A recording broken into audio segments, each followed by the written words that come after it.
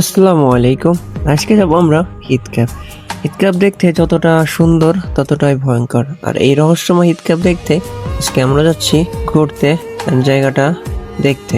তো আমরা সবাই মিলে মরুভূমির বুকে রওনা করব। মরুভূমির মাঝে হাঁটা এক ধরনের বিশেষ অভিজ্ঞতা। চারপাশে যতদূর চোখ যায় শুধু বালি, পাহাড়ের ঢাবি, শূন্যতা, আকাশের নিচে দীপ্ত রোদ।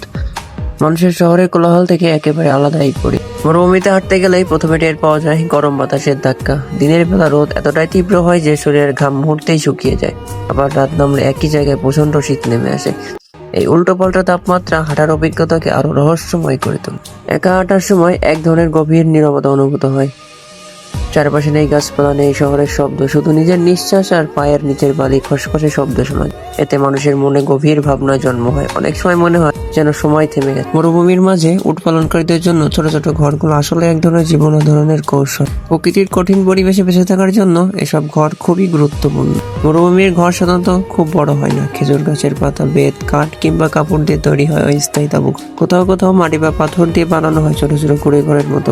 এগুলো সহজে গরম সহ্য করতে পারে এবং ভিতরে অপেক্ষাকৃত ঠান্ডা থাকে। তো রোম থেকে বেরোনোর সময় আমরা আমাদের প্রয়োজনীয় জিনিসপত্র নিয়ে নিয়েছিলাম, যাতে আমাদের পথে কোনো বিপদ না হয় আর বিপদে আমরা আমাদের জিনিসপত্র কাজে লাগাতে। প্রচন্ড রোদ থাকায় হাঁটতে হাঁটতে অনেকটাই ক্লান্ত হয়ে গেছি, তবে হালকা বাতাসে শরীরে মনটা অনেকটাই ঠান্ডা লাগে। মরুভূমির মাঝে উটের মরাদেহ অস্বাভাবিক কিছু নয়, তবে মরাদেহ গলতে প্রায় এক সপ্তাহের মতো সময় লেগে যায়। মরুভূমির বুকে সবুজ গাছ যেন এক বিস্ময়। চারদিকে শুধু বালির সাগর, অনন্ত শূন্যতার মতো প্রসারিত তৃপ্ত মাটি, দিগন্ত জোড়া হলুদাভ বালুকণা।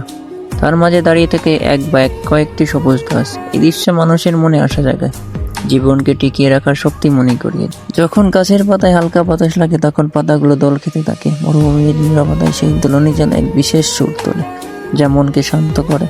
প্রচন্ড গরম শুকনো পরিবেশ আর নির্জনতার মাঝে গাছের পাতা দুলে ওঠা জীবনের স্পন্দনের মতো মনে। সবুজ গাছ কেবল ছায়া আর শীতলতা দেয় না, তা মরুভূমি মানুষ ও প্রাণীদের জন্য আশ্রয় হয়ে ওঠে। ক্লান্ত পথিক গাছের নিচে এসে বিশ্রাম নেয়। উট বা অন্যান্য প্রাণী তারা ছায়ায় দাঁড়িয়ে কিছুটা শান্তি খুঁজে পায়। বাতাসে দোল খাওয়া পাতাগুলো যেন জীবনকে বলে দেয় প্রকৃতির মাঝে এখনো প্রাণ আছে, কষ্টের মাঝে সৌন্দর্য লুকিয়ে থাকে। মানুষের জীবনে কিছু চাওয়া আছে, প্রত্যাশা থাকে, তাই জীবনে কিছু পেতে হলে জীবনের কিছু সময় ব্যস্ততা ভুলে গিয়ে আপনাকে একটু উপভোগ করতে হবে। আর এই দুনিয়াতে নিয়ম করে কিছুই হয় না, সবকিছু অনিয়মেই হয়ে যায়। আপনারা হয়তো জানেন সৌদি আরবকে বলা হয় রহস্যময় শহর। এই শহরে অনেক অদ্ভুত ঘটনা ঘটে যেগুলো অপ্রত্যাশিত। আর একটু সামনে এগুলো দেখতে পাবেন হিথক্যাপ মেন পয়েন্ট। দেখতে যতটা সুন্দর ঠিক ততটাই মারাত্মক এই জায়গাটা। উপরের দিকে তাকালে আপনি দেখতে পাবেন বিশাল এক পাহাড়, তার নিচে দাঁড়ানো এক পিঁপড়া। নিজেকে এতটাই ছোট মনে হবে। আস্তে আস্তে একটু সামনে এগুলো দেখতে পাবেন রহস্যময় কূপটি। আর এই রহস্যময় কূপে আপনারা সবসময় লোকজনের যাতায়াত সবসময় দেখতে পাবেন। সকালে সূর্য ওঠার পর থেকে লোকজনের আসা যাওয়া শুরু হয়, সন্ধ্যা নামা পর্যন্ত লোকজন থাকে।